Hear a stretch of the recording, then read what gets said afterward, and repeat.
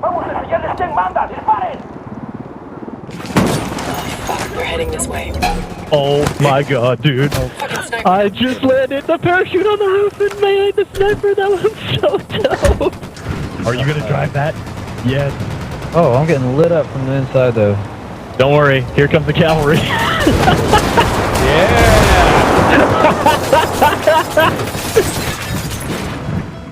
Hey there folks, Chris Waters here with the UB blog. I am hot off of playing a few hours of Ghost Recon Wildlands. Okay, I've got the rear. I drove it too far. I'm in a bad position.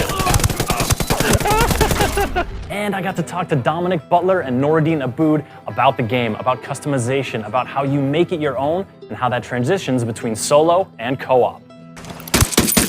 Uh-oh, mortar, get out of that. Oh, nice shot.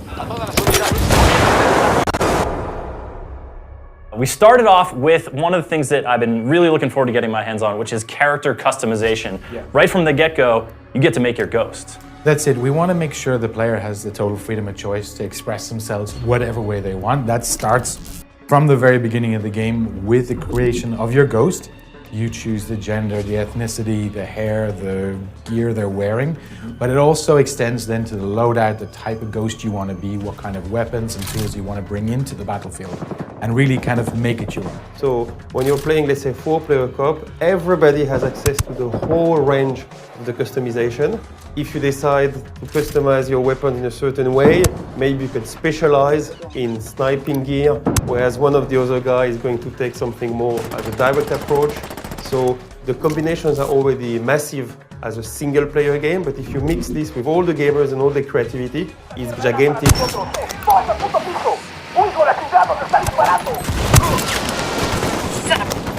Crap. On the container. And that customization, tweaking your weapons, adjusting your loadout, that can all happen on the fly wherever you are. Yes, the whole game actually is fully seamless. You have access to 2 main weapons, and then you can play in terms of also what you found on the spot, but there's not a concept of going back to a specific base. One of the other ways you customize your ghost is through skill points, and those are, again, something you can, find intel to sort of locate around the map, but then you sort of spec your ghost towards the kind of things that you find yourself using or that you might want to try to use. That's it. That's exactly it. We've kind of separated the skill upgrades into different, it's not classes, but it's more play styles to suit the way you want to play. So if you find you're someone who's using the drone regularly, doing recon, maybe you want to add thermal vision or night vision, you want to add maybe an explosive payload to it, or an EMP pulse that's going to disable vehicles and knock out lights in a camp and allowing you for that kind of stealth approach. Maybe you're someone who likes to play with the different sort of tools and equipment that we give you, so C4 and mines and flares and different types of grenades, and it's about the way that you want to play. And then as you play in co-op, those things become complementary, right? Because it's maybe we've spec'd out in a similar way, or maybe we've spec'd out in different ways, and I can kind of play a little bit of a role. It's not a formal class structure, but you can kind of play a role within the team, and you come together and kind of greater than the sum of your parts. Yeah, let's do weapon 3. Yeah. Target down. Nice grenade. Once you get together and you pick a mission and you start going, things just start to flow from one thing to the next, be it to a next mission or be it passing a target of opportunity. On this, the big thing we had to do is basically accept that the people are free, which is something at the same time very exciting, but can also be a bit stressful. Yeah. Because it means that you don't control all those elements. Sometimes you're like, how am I going to explain or understand if I need to do this or that? But actually, when you're playing it, you actually don't need it. You're just chasing all sorts of opportunities. So it means, yes, sometimes you'll have 4 guys who are actually going to split, running into 4 different missions. On the other hand, sometimes you'll have all of them 4 together fully synchronized. We just look at the playground and see what happens. And over the last few years, we kept improving our systems, trying to see how the people play with it and tweaking them. Until now, we can just let the players get crazy in that world. I'm looking at a small group of tangos. Oh, this guy's gonna get. Oh, nice. There's also a ton of vehicles, and like literally any vehicle you see, you can grab. That's exactly it. If you can see it, you can steal it. It's free. it allows you to kind of express the way that you want to play. You know, do you want to roll up heavy in an armored SUV? You're going to have to go find one. Probably going to have to fight a little bit to get it, but you're going to get that extra support. You want to drop in, you know, at night, base jump from a helicopter. Do you want to just roll up in a regular civilian vehicle and just take your chances with it? It's about you playing the way you want to play.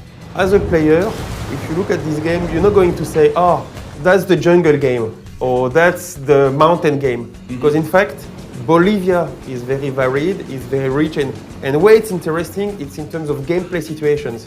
Because for instance, just simple things like line of sight, you're not going to play the same way if you're in the salt flats, where you can clearly see anything that moves, as opposed to playing more in the jungle or more in the mountains. So what is interesting here is that it's visually exciting, but also in terms of gameplay, it opens a wide array of situations. We're heading this way. Oh my god, dude. I just landed the parachute on the roof and man, the sniper, that was so dope. Oh, I'm getting lit up from the inside though. Don't worry, here comes the cavalry.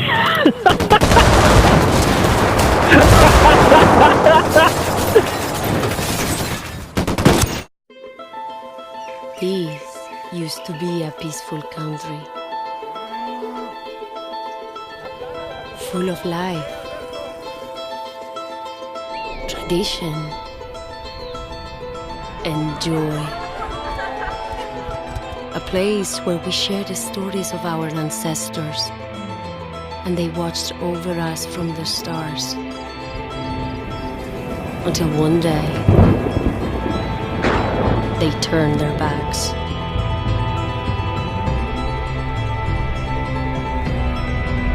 This used to be a peaceful country before death arrived, before Santa Blanca. They gave us a choice, plata o plomo. Take the silver or take the lead. Our rebellion failed. Santa Blanca had already corroded the system.